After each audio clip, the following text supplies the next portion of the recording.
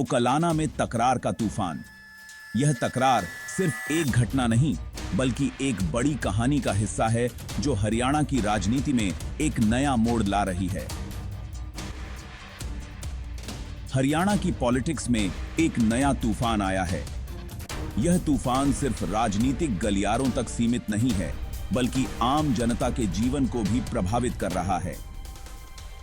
उकलाना में बिजली विभाग के एसडीओ और नए बने कांग्रेस एमएलए नरेश सेलवाल के बीच बहस हो गई। यह बहस सिर्फ व्यक्तिगत नहीं थी बल्कि इसमें कई मुद्दे शामिल थे जो जनता के लिए महत्वपूर्ण हैं। यह घटना सिर्फ एक बहस नहीं है बल्कि यह दिखाता है कि पब्लिक और गवर्नमेंट में कितना फर्क है। जनता की समस्याओं को लेकर सरकार की उदासीनता और अधिकारियों का रवैया इस बहस में साफ झलकता है। क्या एक एमएलए का गुस्सा सही है? क्या जनता के प्रतिनिधि को इस तरह से अपनी नाराजगी जाहिर करनी चाहिए? यह सवाल हर किसी के मन में उठ रहा है। क्या एक ऑफिसर पर इतना प्रेशर होता है कि वो पब्लिक की प्रॉब्लम्स इग्नोर कर दे? सरकारी अधिकारियों पर काम का दबाव और जनता की अपेक्षाओं के बीच संतुलन बनाना कितना मुश्किल है। इस घटना ने बहुत से सवाल खड़े कर दिए हैं। क्या यह सिर्फ एक आइसोलेटेड इंसिडेंट है या फिर यह एक बड़े सिस्टमिक इशू का हिस्सा है? जनता और सरकार के बीच की खाई को पाटने के लिए क्या कदम उठाए जाने चाहिए? एमएलए का गुस्सा, पब्लिक की परेशानी। यह कहानी है एक छोटे से गांव की जहां के लोग बिजली की समस्या से जूझ रहे हैं। नरेश सेलवाल ने इलेक्शन में बिजली की प्रॉब्लम को बहुत इंपॉर्टेंट बताया था। उन्होंने वादा किया था कि अगर वह जीतते हैं तो गांव में बिजली की समस्या को जल्द से जल्द हल करेंगे। लेकिन जीतने के बाद भी उनके एरिया में बिजली जाती रही। गांव के लोग अंधेरे में रहने को मजबूर थे और लैंटर्न्स का इस्तेमाल कर रहे थे। पब्लिक परेशान थी, बार बार कंप्लेन कर रही थी। उन्होंने कई बार अधिकारियों से संपर्क करने की कोशिश की लेकिन कोई सुनवाई नहीं हुई। एमएलए का कहना है कि उन्होंने बहुत बार एसडीओ से बात करने की कोशिश की लेकिन हर बार उन्हें निराशा ही हाथ लगी।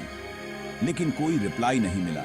सरकारी दफ्तरों में फोन उठाने वाला कोई नहीं था और लोग अपनी समस्याओं के समाधान के लिए भटकते रहे। पब्लिक ने मुझे वोट देकर भेजा है और उनकी उम्मीदें मुझसे जुड़ी हैं।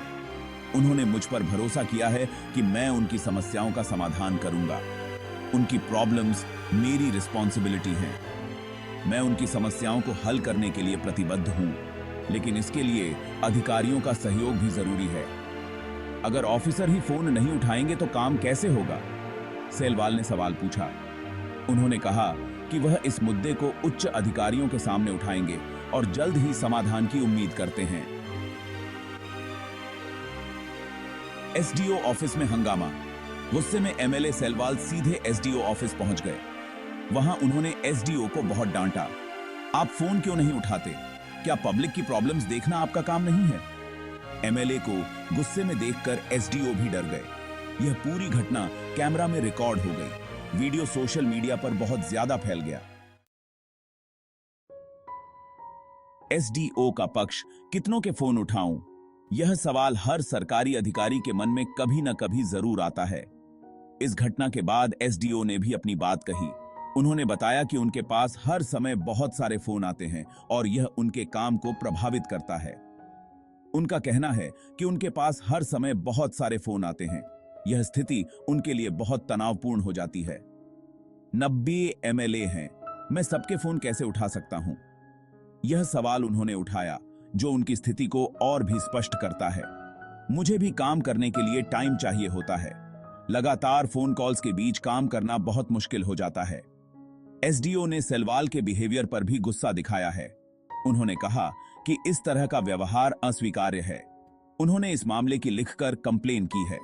यह शिकायत उन्होंने उच्च अधिकारियों को भेजी है ताकि इस समस्या का समाधान हो सके। पब्लिक और सोशल मीडिया में चर्चा। यह मामला अब हर जगह चर्चा का विषय बन गया है। सोशल मीडिया पर लोग अपनी अपनी राय दे रहे हैं। कुछ लोग एमएलए के साथ हैं तो कुछ एसडीओ के साथ। यह घटना दिखाती है कि आज भी आम आदमी और सिस्टम के बीच कितनी दूरी है। आगे क्या? यह देखना बाकी है कि इस मामले में आगे क्या होगा। क्या एसडीओ पर एक्शन होगा? क्या एमएलए को सॉरी बोलना पड़ेगा या फिर मामला खत्म हो जाएगा? एक बात तो तय है, इस घटना ने बहुत से सवाल खड़े कर दिए हैं। उम्मीद है कि आगे से ऐसी घटनाएं न हों और पब्लिक को परेशान न होना पड़े।